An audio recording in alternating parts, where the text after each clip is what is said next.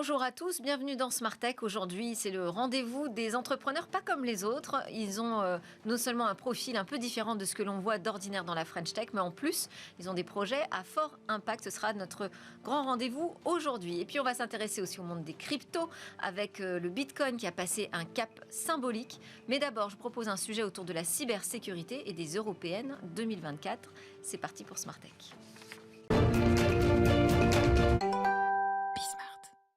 Trois questions à Nicolas Arpagian. Bonjour. Bonjour Nicolas. Delphine. Merci beaucoup d'être avec nous. Vous êtes le vice-président du cabinet Headmind Partners, auteur de plusieurs ouvrages. Je ne vais pas tous les citer, mais on peut citer Frontières.com quand même aux éditions de l'Observatoire, La sécurité dans cette collection Que sais-je des presses universitaires de France, ou encore La cyberguerre, la guerre numérique a commencé aux éditions Vuibert. Bon, un spécialiste, on comprend bien de ces questions de cybersécurité et surtout de l'enjeu au niveau national, international. Alors, on a entendu le ministre chargé de l'Europe, ex-ministre d'ailleurs délégué au numérique, Jean-Noël Barrot, présenter son texte sur les ingérences étrangères face à la diffusion des fausses informations. Ce serait un des risques importants aujourd'hui qui court pour la démocratie, qui est dans ce contexte d'élection. Est-ce qu'il vous semble que, justement, les ingérences étrangères à travers le numérique sont le risque principal en matière de cybersécurité dans ce contexte électoral? Alors oui, en effet, alors on va caractériser les risques. On a un risque sur la conduite même de l'élection. Alors là, ça relève des services du ministère de l'Intérieur, d'ailleurs de manière à compiler, faire remonter les résultats. Ça, ce sont des réseaux dédiés et donc on va considérer qu'ils font l'objet d'une protection spécifique et d'une surveillance particulière. Par contre, il y a tout le volet en amont, le volet informationnel qui fait partie de cette cyberguerre, c'est-à-dire des usages offensifs des technologies de l'information et donc l'usage de l'information en tant que relais, amplificateur de circonstances de nature à polluer, parasiter le débat politique. Alors il s'avère que le scrutin européen est très, hélas, favorable à ce type de campagne. Pourquoi ? Parce que déjà l'Europe, c'est souvent un des sujets cibles des États, des organisations qui veulent déstabiliser les opinions publiques démocratiques. Pourquoi ? Parce que l'Europe, c'est déjà une coalition juridique, économique, et qui peut peser sur la géopolitique globale. Et donc, tout ce qui peut contribuer à déstabiliser cet ensemble très atypique à l'échelle mondiale fait effectivement intéresse particulièrement les États non démocratiques. Deuxième chose, c'est que souvent, avec ce système de scrutin de liste, il n'y a pas forcément une grande adhésion de la population aux listes électorales. Je m'explique, c'est des sujets où quelquefois on vote par réaction. Il y a une forte dimension émotionnelle, c'est-à-dire que l'on veut parfois sanctionner le pouvoir exécutif en place, même si ce n'est pas fait pour ça, et on a des personnalités qu'on ne voit émerger qu'à l'occasion du scrutin européen. Donc il y a une relation particulière à cette élection, et donc qui fait que quelquefois des gens peuvent être sous le coup de l'émotion, de la réaction, amenés à voter, à exprimer des votes qui sont pourtant très structurants pour la construction européenne. Et est-ce qu'on fait preuve de naïveté? Parce que c'est ce qu'on a entendu dire ces derniers jours. Alors, on fait preuve de naïveté, ou en tout cas, à chaque fois, on redécouvre. Nous avons eu, hélas, il y a quelques jours, des pochoirs qui sont venus offenser le mur des justes, c'est-à-dire de manière à saluer la mémoire de celles et ceux qui ont sauvé des Juifs en France, et donc ce monument à Paris. Et c'est vrai que tout de suite, il y a eu une réaction émotionnelle, alors que ce ne sont que des tags, et évidemment, dans un cadre tout à fait spécifique, et donc il y a évidemment une solennité qui a été empiétée, évidemment, mais on voit bien qu'il y avait une modestie de moyens, et dès lors, ça relance le débat sur l'antisémitisme, sur des sujets très très sensibles, politiques, avec des affrontements, alors qu'il aura fallu quelques centaines d'euros, puisque c'est ce qu'on manifestement avait été dépensé pour obtenir au mois d'octobre dernier ces mêmes pochoirs, alors cette fois-ci aux couleurs d'Israël, avec des étoiles de David sur des murs de Paris, et on voit bien qu'il y avait une rusticité du moyen. Par contre, le numérique trouvait sa place pour amplifier, pour donner une caisse de résonance à ces campagnes, très simples à mettre en œuvre, au final très locales, mais qui gagnent potentiellement une ampleur nationale, voire internationale, dès lors qu'il y aurait effectivement un abondement par des plateformes numériques. C'était le cas avec Doppelganger, c'est-à-dire ces réseaux qu'on a vraiment pu attribuer à la Russie ou pro-russe de désinformation. Ça a été dans une moindre mesure concernant ces mains rouges, mais on voit bien que c'est une continuité dans le parasitage du débat public.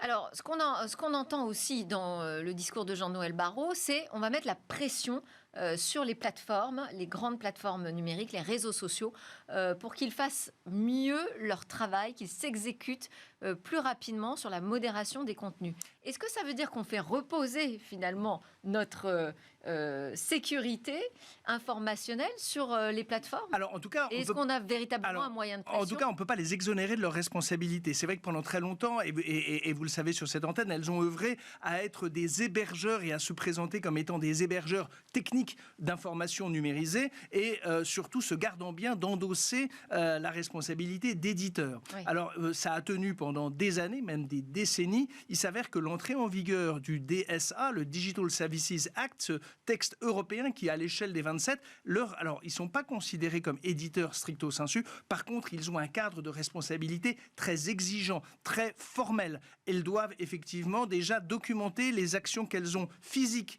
et humaines, numériques et justement très mécaniques pour contrôler en tout cas les contenus et surtout pouvoir retirer dans des délais rapide. Alors évidemment, on est toujours dans cette logique de liberté d'expression, mais responsabilité de publication, et c'est la raison pour laquelle l'application du DSA, et c'est là où la question va se poser, est-ce que, ça y est, les autorités nationales vont appliquer ce levier? Est-ce que la CNIL, la Commission nationale informatique et liberté, oui, a fait pour le RGPD en attribuant des amendes très conséquentes? Elles peuvent aller, alors dans le cas du RGPD, 4% du chiffre d'affaires mondial globalisé, 6% du chiffre d'affaires mondial globalisé dans le cadre du DSA. Peut-être que ce sont les premières amendes. Alors évidemment, en termes de pédagogie, c'est forcément un peu limité, mais on voit bien que ça peut être efficace, qui vont être les rappels à l'ordre des très grandes plateformes, de ces gatekeepers, c'est-à-dire ceux qui tiennent le marché informationnel, les grandes plateformes, même si il ne faut pas négliger le rôle que peuvent jouer les messageries, les boucles Telegram, les boucles éventuellement WhatsApp, qui sont des réseaux presque parallèles, puisque moins visibles que des médias accessibles largement, comme ça peut être le cas de comptes sur X, sur Facebook ou autres, éventuellement Instagram, même s'il est moins concerné. Alors, parce que si on redescend quand même d'un niveau, il y a aussi les chefs d'entreprise qui sont concernés par ce contexte géopolitique et qui sont des victimes de cyberattaques parce qu'ils peuvent servir de relais, ils peuvent servir parfois de mules, comme on dit, mais ils peuvent aussi être une façon de bloquer le pays. Alors, qu'est-ce qu'on peut leur conseiller aujourd'hui dans ce contexte très fragile? Déjà, de se mettre, j'allais dire, en conformité, parce qu'ils ont maintenant de plus en plus des obligations. Les obligations, on le voit avec l'entrée en vigueur de cette directive Nice 2, qui va s'étendre à plus de 10 000 entreprises. Donc déjà, on voit que dans l'écosystème, on élargit considérablement. Et surtout que la particularité de ce statut d'entreprise concernée par la directive Nice 2, c'est que les entreprises doivent s'auto-déclarer. C'est-à-dire, c'est elles qui doivent faire l'analyse. Alors, le site de l'ANSSI, cyber.gouv.fr, fournit des éléments pour se documenter, mais on voit bien que déjà on va élargir le nombre d'entreprises et ça descend assez bas dans la granularité des organisations, d'autant plus que les grands donneurs d'ordre vont être désormais de plus en plus vigilants, presque exigeants à l'encontre de leurs sous-traitants, voire des sous-traitants de leurs sous-traitants, de manière à s'assurer. Donc s'assurer que ces actifs numériques sont protégés à un bon niveau, c'est-à-dire faire en sorte qu'on ne soit pas dépendant d'un seul fournisseur, qu'il n'y ait pas un seul endroit, que l'on puisse dupliquer des contenus, gérer l'accès, la gestion des identités, qui a accès à quoi pour faire quoi, ça fait déjà partie des règles importantes de sécurité. Et ça fait déjà beaucoup. Merci beaucoup Nicolas Harpagian, donc de Headminds Partners et puis auteur de Frontières.com aux éditions de l'Observatoire. Merci. Et c'est le moment de notre grand rendez-vous. On met en avant la diversité dans la tech. Enfin, on la met en avant. On essaye de la mettre en avant parce qu'elle est trop peu présente. Et c'est pour ça qu'existe Diversity Days. Et c'est pour ça aussi qu'on travaille ensemble. Alors, je vais vous présenter mes invités aujourd'hui. Mélissa Geldi, vous êtes PDG de Econote. Bonjour et bienvenue dans Smart Tech. Bonjour. Clara Minet-Garros, vous êtes la fondatrice de Move Intelligent. Toutes les deux, vous faites partie d'un programme, le Leadership Programme Impact de Diversity Days qui est représenté en la personne de Samuel Tamba, responsable affaires publiques bénévole de l'association. Bonjour. Bienvenue, bonjour à tous les trois. Avant qu'on commence à entrer dans notre sujet à nous, je voulais vous interpeller sur ce qui s'est passé à Vivatech, puisque j'ai eu le plaisir d'ailleurs de rencontrer Corinne Busson-Benamou, qui a décidé de s'attaquer à la question de la visibilité des femmes. Aujourd'hui, on a 2 entrepreneurs féminines en plateau, j'en suis ravie, mais c'est encore très peu le cas, malheureusement. On écoute cette interview. Vous venez, il y a quelques jours, de lancer cette fondation Connected Women Foundation pour vous attaquer à ce déficit des femmes, de la mixité, de la parité dans le secteur de l'innovation en particulier. Qu'est-ce que vous venez faire à Vivatech? Est-ce que pour vous, c'est un lieu justement d'évangélisation? Vous allez essayer de convaincre ces entreprises de la tech de davantage s'intéresser au profil féminin. Quelles sont vos actions ici? Nos actions, elles sont multiples. D'abord, rencontrer des femmes issues de plusieurs continents pour qu'on puisse les accompagner, voir ce qu'on peut mettre en place dans leurs pays respectifs pour la visibilité des femmes. Ensuite, effectivement, approcher les entreprises pour qu'elles prennent conscience à quel point c'est important et pour les femmes, et pour l'entreprise, et pour la société. C'est une forme de développement durable. Et enfin, intervenir avec un méga partenariat Vivatech et Connected Women sur des badges qu'on a pu offrir pour la première fois à des femmes qui n'en avaient jamais eu la possibilité. Et donc voilà, c'est beau. Et les missions de la Fondation, si on sort un petit peu de l'événement exceptionnel de Vivatech, c'est aussi d'accompagner les jeunes filles dans leur première formation finalement au numérique et aux filières technologiques. Comment est-ce que ça se concrétise? En fait, on intervient sur 2 sujets. Le premier, c'est l'éducation, qui est un sujet hyper important, et on le voit avec toutes les annonces qui ont été faites hier et ce matin sur l'IA notamment. C'est évident que si les femmes, les jeunes filles ne sont pas formées, il n'y aura pas de partage de pouvoir, il n'y aura pas de partage d'innovation, et donc c'est essentiel. Donc en fait, la Fondation va intervenir sur l'accompagnement pour les écoles d'ingénieurs partout dans le monde où on pourra le faire. Qu'est-ce que ça veut dire un accompagnement? Ça veut dire qu'on pourra prendre en charge financièrement des écoles d'ingénieurs pour les jeunes filles qui en auront besoin par le biais d'appels à projets, main dans la main avec tous les collectifs existants pour qu'on puisse œuvrer pour la parité. Vous pourriez prendre en charge 100% de la formation? Exactement. Ah oui, ça c'est exceptionnel. Et vous avez un chiffre, je crois, sur justement cette absence de mixité sur les salons internationaux qui parlent de tech? Oui, la plupart des salons ont moins de 10% de femmes en visitorat, vraiment pas en speaker. Moins de 10% de femmes qui visitent les salons de l'innovation et de la tech. Alors, vous y étiez, je crois, sur Vivatech, vous. Oui, tout à fait. Vous avez fait remonter les quotas, moi aussi. On est 2, on fait partie donc des fameux 10%. Ouais, ça fait pas beaucoup. Alors, Samuel Tamba, on va s'intéresser aux actions de Diversity Days, donc pour plus de mixité et de diversité au sens plus large dans ce secteur de l'innovation. Déjà, peut-être, je voulais vous demander, les Jeux Olympiques de Paris qui arrivent, là, ça se précipite. Est-ce que ça représente une opportunité pour les entrepreneurs avec un profil un peu différent? Bien sûr, Delphine. C'est une superbe mise en avant et une mise en lumière des talents et des initiatives économiques et sociales qui sont portées en France, dans tout notre territoire. Donc ça, pour nous, c'est une formidable opportunité puisque on parle des valeurs universalistes des Jeux. Et donc, nos sujets d'inclusion économique et sociale ont d'autant plus d'écho et de résonance pour les projets et les porteurs de projets qu'on accompagne. Donc ça, c'est déjà le premier point. La mise en lumière. La mise en lumière, Ouais. qui est essentielle. Sur l'autre aspect aussi où c'est une opportunité, c'est qu'on réfléchit beaucoup à l'héritage de ces Jeux. On nous a dit que ce seront les Jeux de l'impact durable, de l'impact économique, de l'impact social. Ça tombe bien, ça rentre en résonance avec la mission de notre association. On est une association d'égalité des chances qui valorise les métiers de la tech et les filières tech pour assurer durablement des femmes et des hommes de tout âge vers ces métiers-là. Et donc, nous, on a signé, on a dit banco, on a répondu à l'appel à projet. Diversity Days est labellisé Impact 2024. Et donc, on est dans cette concorde, prêt pour les Jeux et prêt à valoriser nos talents. Donc, je disais, on a 2 entrepreneurs en plateau qui font partie du leadership programme de Diversity Days. En quoi ça consiste? Très simplement, le Leadership Programme, c'est un programme où on va sourcer des entrepreneurs dans tous les territoires. Ils vont bénéficier de 5 semaines de coaching et d'accompagnement par des grands groupes, des partenaires.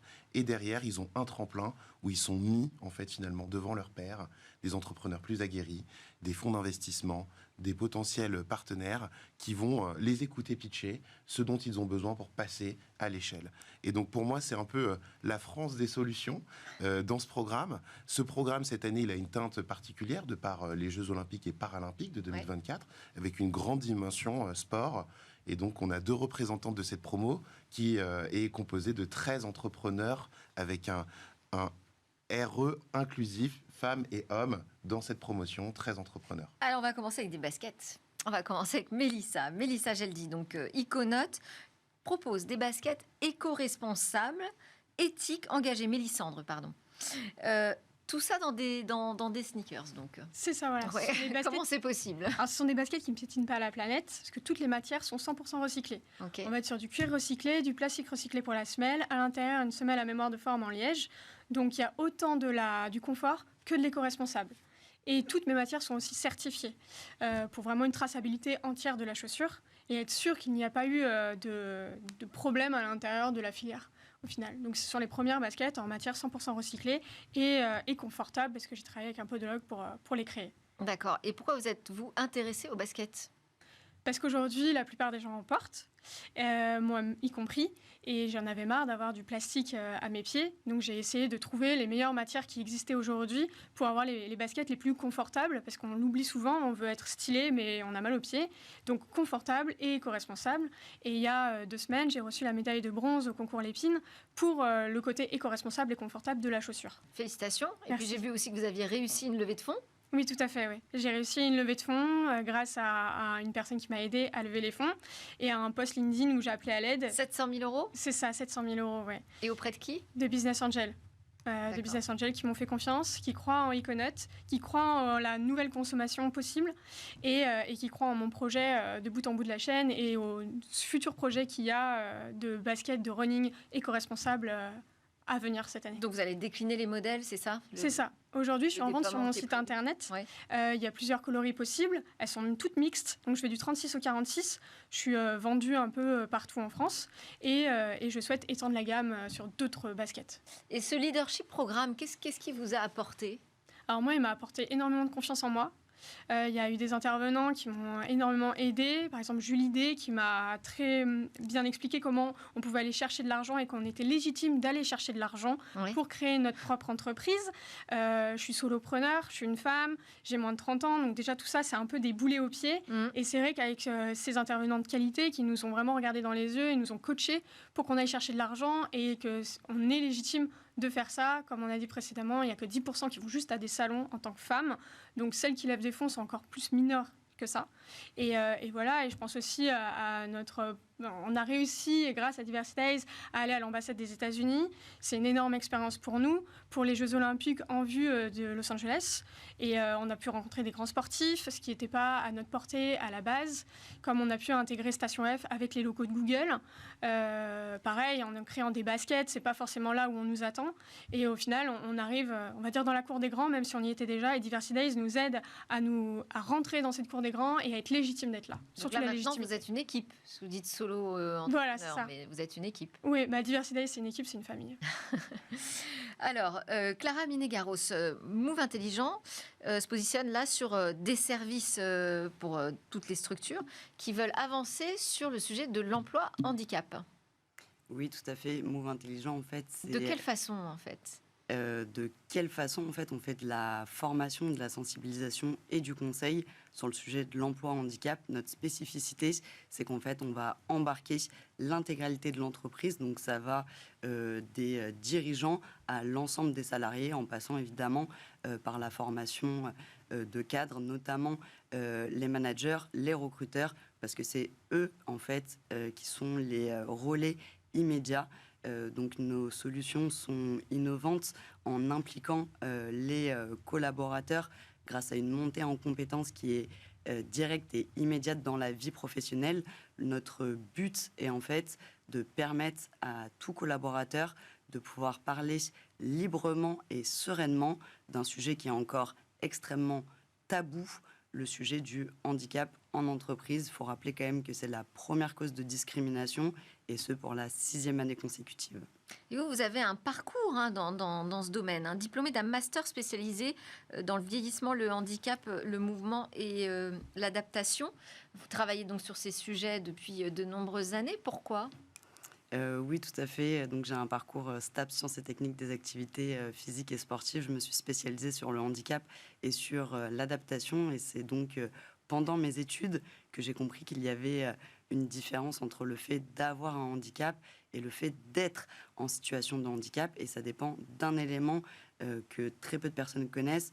Il s'agit en fait de l'environnement. L'environnement, il est physique, il est numérique et il est également comportemental. Eh oui. Donc, dans nos interactions humaines, on peut créer des situations de handicap ou permettre qu'il n'y ait plus de situations de handicap. Et c'est donc ce qu'on fait au sein de Move Intelligent, notamment avec une application. Vous parliez tout à l'heure de Vivatech. Effectivement, on a développé également une solution digitale pour permettre d'impliquer l'ensemble des collaborateurs. Et ça demande un engagement très fort quand on travaille dans ce domaine, sur ce sujet. Il y a des moments de découragement ? Il y a des moments qui sont plus difficiles que d'autres. Ce qui est important, c'est de regarder toujours le verre à moitié plein et de ne pas le regarder à moitié vide. Et c'est là que peut aider justement un programme comme le Leadership Programme ? Peut-être, j'imagine, à trouver le soutien là, quand c'est difficile. Tout à fait, quand c'est un petit peu difficile pour nous en tant qu'entrepreneurs, on va demander à tous les autres membres de la promotion comment ça se passe pour eux, et puis des fois changer un petit peu d'air et d'aller voir sur d'autres projets comment est-ce qu'on peut aider, ou comment est-ce qu'on peut être aussi aidé, apprendre en fait à demander de l'aide tout simplement. Ouais. Et les entreprises, vous les trouvez comment ? Alors, il faut qu'elles soient volontaires pour travailler sur ces sujets de handicap. Tout à fait. Alors, les entreprises, c'est un gros sujet pour elles. Toutes les entreprises de plus de 20 salariés doivent avoir à minima 6% de travailleurs handicapés depuis 1987. Oui. Ce taux au niveau de la moyenne nationale en France, il n'est toujours pas atteint. Malheureusement. Donc, c'est un très gros enjeu. Certaines entreprises viennent à nous, et puis on va aussi chercher d'autres entreprises.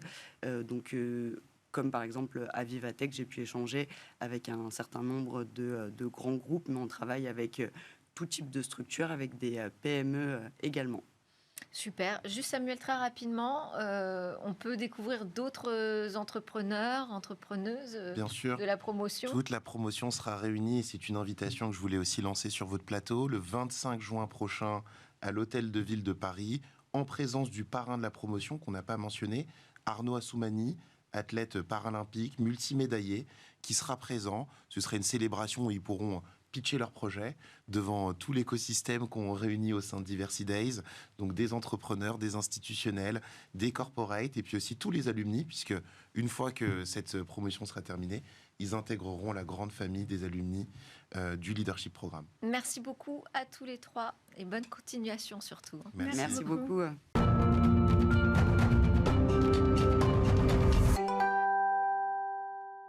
On termine cette édition avec notre regard sur le monde des cryptos, et c'est Salomé Tiblougalas qui nous fait le plaisir de nous rejoindre. Bonjour, consultante blockchain partners chez KPMG.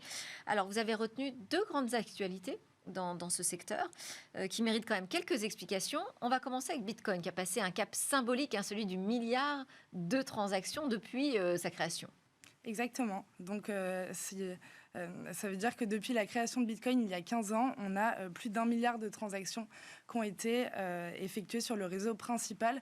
Et on précise réseau principal parce que ça ne comprend pas, par exemple, les opérations de trading qui sont faites sur des plateformes d'échange secondaires. D'accord. Et alors, pourquoi c'est important ce cap dépassé ? Eh bien, d'une part, c'est important parce que ça montre la résilience, la robustesse du réseau d'année en année, malgré des périodes de forte volatilité. Et d'autre part, on précise malgré tout que c'est un seuil qui est symbolique, parce que si on compare avec des géants du paiement comme Visa, comme Mastercard, eh bien, ça reste un nombre de transactions par seconde qui peuvent être traitées qui est assez faible, puisqu'on est à 6 transactions par seconde seulement. Mais on rappelle que la proposition de valeur initiale du Bitcoin, c'était vraiment de proposer un réseau qui permet d'échanger de la valeur de pair à pair, donc sans passer par un intermédiaire, de manière très sécurisée et notamment au détriment de la scalabilité. Mais on va voir qu'il y a des solutions technologiques et financières qui arrivent pour pallier ce problème. Vous nous aviez parlé des ETF d'ailleurs la dernière fois. Exactement. Donc du côté peut-être plus financier et business, on a des nouveaux produits d'investissement. On avait parlé la dernière fois des ETF qui permettent de s'exposer indirectement au Bitcoin et donc de faire rentrer des nouveaux investisseurs, notamment des investisseurs institutionnels pour qui c'était un peu plus compliqué d'un point de vue réglementation de s'exposer avant ça. Et donc ces ETF, on a l'exemple par exemple de l'État du Wisconsin aux États-Unis qui a acheté plus de 164 millions de dollars d'ETF Bitcoin Spot au début de l'année. BNP de manière beaucoup plus discrète et symbolique en a acheté 30 000. Mais ça reste des grosses sommes et surtout les ETF ont été acceptés seulement en début d'année. Donc en général, il se passe un peu plus de temps entre le moment où les États achètent un produit et les moments où ils sont mis en circulation. Donc c'est des signaux assez positifs pour le Bitcoin. L'autre actualité, c'est la SEC, donc le régulateur américain, qui enquêterait sur Ethereum. Quel est le problème ? Oui, alors la SEC et la Security and Exchange Commission, qui est un régulateur aux États-Unis, enquêterait depuis plus d'un an et même considérerait depuis plus d'un an Ethereum comme étant une securities et ne statuerait pas définitivement publiquement sur le sujet. Donc d'une part, il faut savoir que le statut réglementaire des crypto-monnaies et notamment d'Ethereum pose problème depuis plusieurs années. Et peut-être si on fait juste un rappel, aujourd'hui la plupart des cryptos sont dans la catégorie des commodities qui désignent les matières premières. Et donc qui sont régulés, mais pas de la même façon que les securities. On met d'ailleurs l'or ou le bitcoin dans cette catégorie-là, tandis que les securities désignent des titres financiers qui sont acquis dans l'objectif de faire un profit, et les acteurs qui en proposent ont des obligations beaucoup plus drastiques envers les régulateurs. Donc ça, c'est le premier point, mais alors qu'est-ce qui se passe là, en ce moment ? Eh bien, ce qui se passe, c'est que la raison pour laquelle, en tout cas, la SEC refuse de statuer publiquement là-dessus, d'une part, c'est que ça les mettra en porte-à-faux vis-à-vis de leur position précédente. Parce que Gary Gensler, qui dirige la SEC, disait lors d'une conférence au MIT il y a plusieurs années que pourtant, il ne mettait pas Ethereum dans la catégorie des securities. On a aussi des enjeux vis-à-vis d'autres organismes de régulation aux États-Unis, comme la CFTC, qui considèrent que Ethereum ne rentre pas dans cette catégorie-là. Et enfin, on a des gros enjeux vis-à-vis de l'industrie. Aujourd'hui, les acteurs crypto, pour la plupart, ne sont pas régulés comme proposant des securities. Donc ça ferait tomber toute une avalanche de réglementation sur ces acteurs-là. Ça risquerait d'étouffer l'innovation, voire de mettre les États-Unis en marge par rapport aux autres pays sur le développement de l'écosystème. Et pour finir, et pas des moindres, on a un enjeu électoral assez fort, puisque dans le contexte des élections américaines qui arrivent en novembre, les cryptos sont devenus un vrai sujet de polarisation, avec à gauche le camp démocrate qui a plutôt une position contre les cryptos, notamment depuis la chute de FTX, et à droite un camp républicain avec Donald Trump qui affiche aujourd'hui une position plutôt pro-crypto, et même depuis quelques jours qui permet de financer une partie de sa campagne en crypto-monnaie. Et tout devient politique. Ouais. Merci beaucoup Salomé Tiblou-Galas d'avoir été avec nous. Je rappelle que vous travaillez sur ces questions crypto-blockchain pour KPMG. Merci. Et merci à vous de nous suivre sur la chaîne Bismart et également en podcast et sur les réseaux sociaux. C'était Smart Tech. On se retrouve très vite. Excellente journée.